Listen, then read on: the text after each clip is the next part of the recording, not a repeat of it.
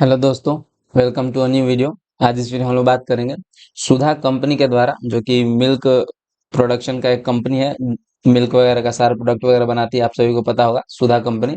उसके द्वारा रिक्रूटमेंट निकाला गया है, ठीक है, कई सारे पोस्ट रिक्रूटमेंट निकाला गया है। तो उसके बारे में हम लोग इस वीडियो में बात करेंगे, कैसे उसका step by step form fill up करना है, ठीक है। उसका जो है से फॉर्म फिलअप करके आपको एक पते पे भेजना होगा, उसके बाद जो है से आपका एग्जाम वगैरह होगा। तो कैसे फॉर्म फिलअप वगैरह करना है वो इस वीडियो हम लोग पूरा देखेंगे, ठीक है। और उसका नोटिफिकेशन देख लेते हैं, कितने पोस्ट पे भर्ती है, किस किस पोस्ट पे भर्ती है और कितना पेमेंट वगैरह है, ठीक है।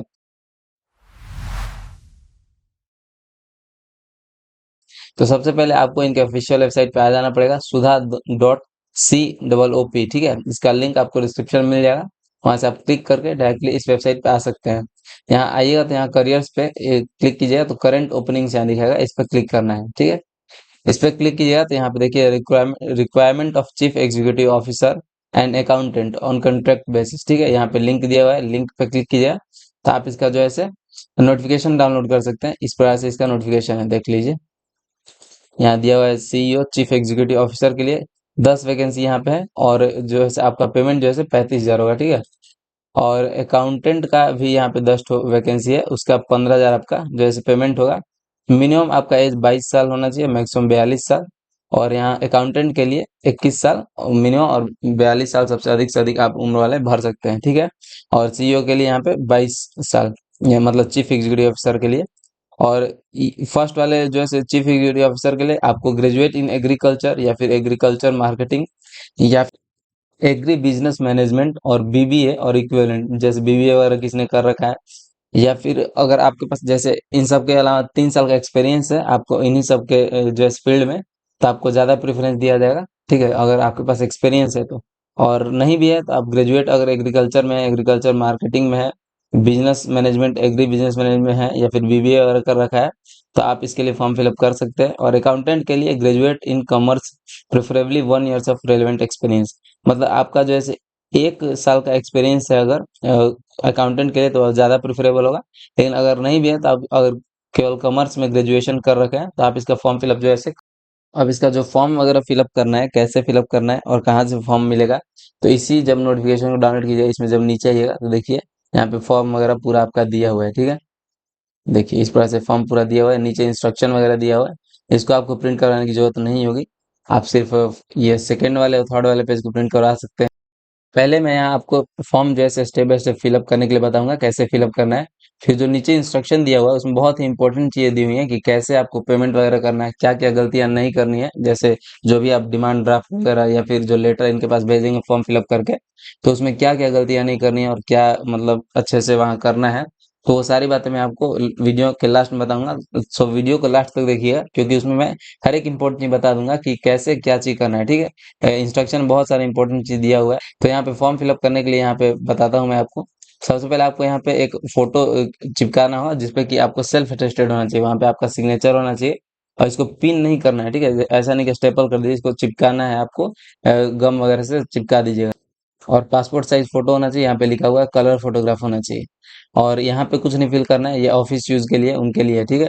और यहाँ पे अप्लाइड फॉर जो भी एडवर्टाइजमेंट, जैसे जो भी पोस्ट है इस एडवर्टाइजमेंट के लिए, इस एडवर्टाइजमेंट के अंतर्गत में जिस भी पोस्ट के लिए आप अप्लाई कर रहे हैं, जैसे अकाउंटेंट के लिए कर रहे हैं तो यहाँ पे अकाउंटेंट लिख देना है, ठीक है। और अगर एग्जीक्यूटिव ऑफिसर के लिए कर रहे हैं तो चीफ एग्जीक्यूटिव ऑफिसर यहाँ पे लिख दीजिएगा।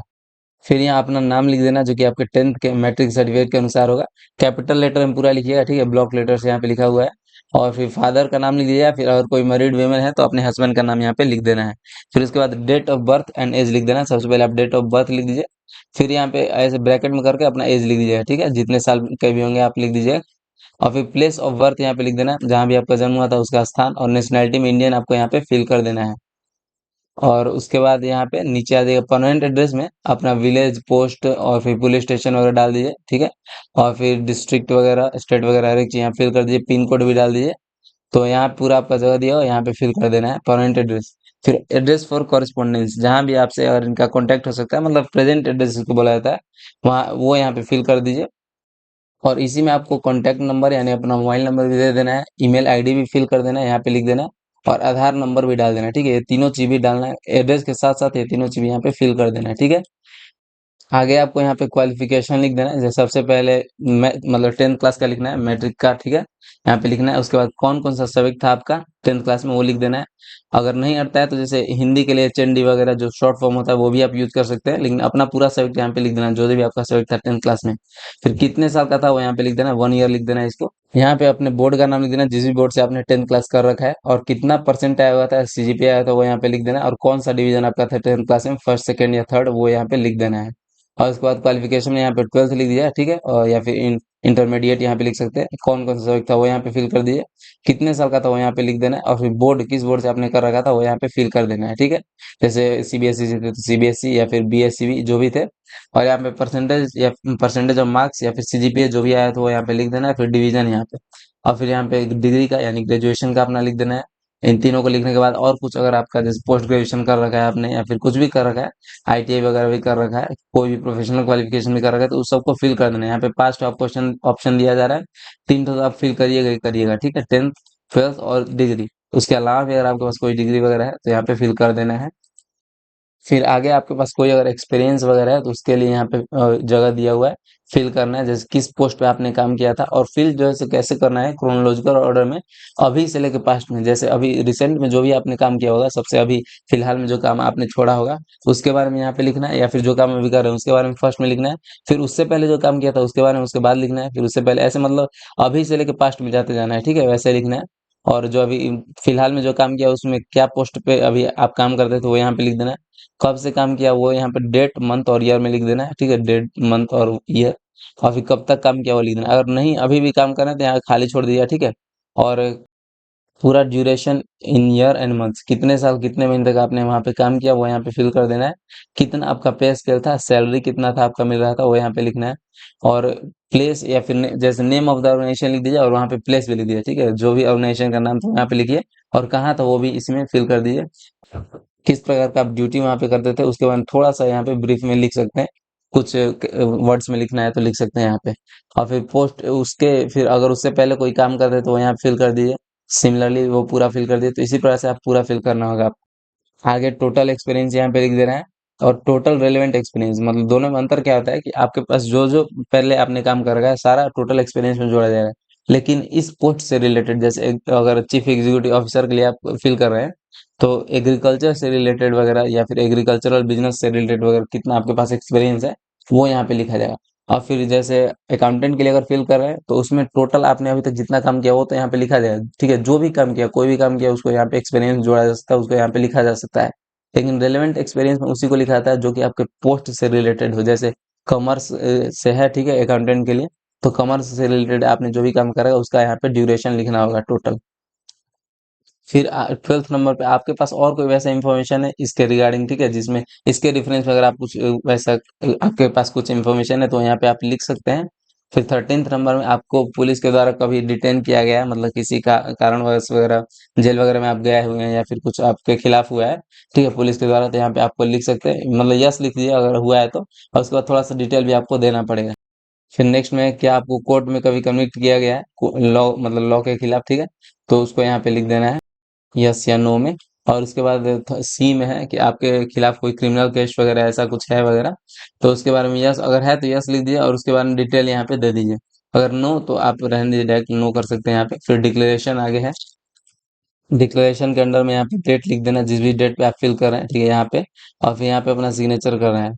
और फिर यहाँ पे प्लेस लिख देना है जहाँ से भी आप फॉर्म फिलअप कर रहे हैं, और फिर यहाँ पे अपना नेम लिख देना है। तो इस प्रकार से हम लोग का फॉर्म फिलअप जैसे कंप्लीट हो जाएगा। इसी प्रकार से फॉर्म फिलअप करके आप इसको जो है सेंड कर दीजिए उनके एड्रेस पे। मैं आपको बताऊंगा, देखिए यहाँ पे एड्रेस लिखा हुआ है, और duly filled with all relevant documents must reach to. 27 अगस्त से पहले आपको ये चीज वहाँ पे भेज देना होगा इनके इस एड्रेस पे, ठीक है। देखिए यहाँ पे पटना में एड्रेस है, इस एड्रेस पे आपको भेज देना होगा 27 अगस्त से पहले। और साथ में हर एक डॉक्यूमेंट भी लगा के, क्या क्या डॉक्यूमेंट लगाना है वो मैं बता दूंगा आगे अभी। इंस्ट्रक्शन यहाँ पे हम लोग देखते हैं। सबसे पहले तो लिखा है कैपिटल लेटर यूज करना है फॉर्म भरने के लिए, तो जहां जब भी एप्लीकेबल है वहां पे आपको कैपिटल लेटर ही फॉर्म फिलअप करना है, सिग्नेचर वगैरह को छोड़कर, ठीक है। जहां जहां ये चीज एप्लीकेबल है कि कुछ भरना है तो वहाँ कैपिटल लेटर में फिल कीजिए। और फोटोग्राफ पे जैसे मैंने बताया कि आपको स्टेपल नहीं करना है, पिन वगैरह नहीं करना है उसको। और जैसे उस पर सिग्नेचर कर देना है स्पेसिफाइड ब्लॉक पे, मतलब जहाँ जो फोटो होगा उसमें आपको सिग्नेचर कर देना होगा नीचे में। उसमें ऐसा नहीं कि फोटो पे ही पूरा लिख देना है, बस सिग्नेचर एक सिंपल सा कर देना है, जिसको कि सेल्फ अटेस्टेड बोलते हैं, तो उसी को वहाँ चिपकाना है, वो भी पिन नहीं करना है। और उसके बाद जहाँ जहाँ भी टिक वगैरह मारना है तो ऐसे टिक कर देना है, ठीक है। हाँ, ऐसा नहीं कि कुछ दूसरा, देखिए जैसे मैंने किया उसी प्रकार से टिक करना है। कोई दूसरा उसका तरीका नहीं होना चाहिए, वहाँ पे क्रॉस वगैरह नहीं करना है कुछ। और इसी वेबसाइट से आप फॉर्म फिलअप मतलब डाउनलोड कर सकते हैं, इसका लिंक आपको डिस्क्रिप्शन में मिल जाएगा, वहाँ से आप फॉर्म जो है डाउनलोड कर सकते हैं भरने वगैरह के लिए। उसको प्रिंट करवा के फिलअप करके आपको भेजना होगा। और 800 रुपये आपको लेंगे, डिमांड ड्राफ्ट के थ्रू आपको भेजना होगा Bihar state milk cooperative federation limited के लिए, ठीक है। जैसे आप बैंक में जाइएगा, डिमांड ड्राफ्ट बनाने के लिए बोलिएगा तो थोड़े बहुत पैसे लेते हैं वो लोग, और बना देंगे, इतने रुपए का आप बना दीजिएगा उनके लिए, ठीक है। जैसे Bihar state milk cooperative federation limited, और उनका एड्रेस वगैरह वो है, तो आप उनको बता दीजिएगा तो बना देते हैं डीडी, ठीक है। बोलिए कि डिमांड ड्राफ्ट बनाना है 800 का। आपका जो है सिलेक्शन इंटरव्यू के बेसिस पे होगा या फिर रिटन टेस्ट के बेसिस पे होगा, इन्हीं दोनों में से कोई ऑप्शन होगा। ये डिपेंड करता है कि कितने लोग फॉर्म फिलअप वगैरह करते हैं। कम लोग करेंगे तो सिर्फ इंटरव्यू करके ये लोग सेलेक्ट कर लेंगे, और अगर ज़्यादा लोग करते हैं तो पहले रिटन टेस्ट लेंगे, उसके बाद उसको मतलब सेलेक्ट करेंगे कुछ बच्चों को, फिर उनमें से उनको इंटरव्यू वगैरह लेंगे, और इस प्रकार से सिलेक्शन होगा आपका।